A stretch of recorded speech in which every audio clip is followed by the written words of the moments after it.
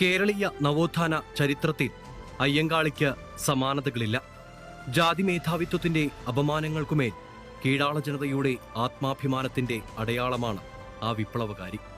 സഞ്ചാര സ്വാതന്ത്ര്യം, വിദ്യാഭ്യാസാവകാശം, ചന്തകളിൽ പ്രവേശിക്കാനുള്ള അവകാശം, വസ്ത്രധാരണത്തിനുള്ള സ്വാതന്ത്ര്യം, സംഘടിക്കാനുള്ള അവകാശം, മേൽജാതിക്കാർ കീഴ്ജാതിക്കാർക്ക് നിഷേധിച്ച മാനുഷികാവകാശങ്ങളെല്ലാം സമര പോരാട്ടങ്ങളിലൂടെ പിടിച്ചുവാങ്ങിയ ക്രാന്തദർശി.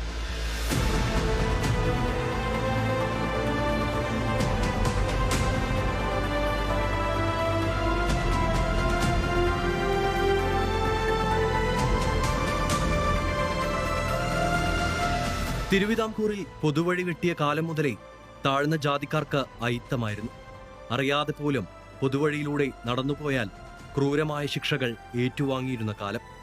1893 നഗരത്തിലെ തെരുവിലൂടെ 2 കാളകളെ കെട്ടിയ ഒരു വില്ലുവണ്ടി മണിമുഴക്കി പൊടിപറപ്പിച്ച് പാഞ്ഞു വരുന്നു. തമ്പ്രാക്കളും പ്രമാണിമാരും മാത്രം ഉപയോഗിച്ചിരുന്ന വില്ലുവണ്ടിയിൽ രാജാവിനെ പോലെ വരുന്നയാളെ കണ്ട് കൂടി നിന്നവർ ഞെട്ടി.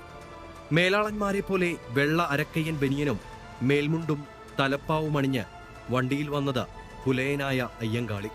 തമ്പ്രാക്കന്മാർ കോപാകുലരായി. വണ്ടി തടഞ്ഞ് അയ്യങ്കാളിയെ പിടിച്ചുകെട്ടാനായി ഗുണ്ടകൾ പാഞ്ഞെടുത്തു. വണ്ടിയിൽ നിന്ന് ചാടിയിറങ്ങി മേൽമീശ തടവി അയാൾ അരയിൽ നിന്ന് കഠാരയെടുത്തു. തമ്പ്രാക്കളും ഗുണ്ടകളും പരക്കം പാഞ്ഞു. വീരോചിതമായിരുന്നു ആ പോരാട്ടങ്ങൾ. ഐതിഹാസികമായിരുന്നു ആ ജീവിതം.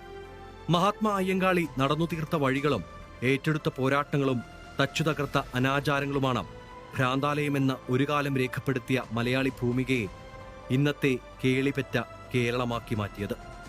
1863 ജനിച്ച 1900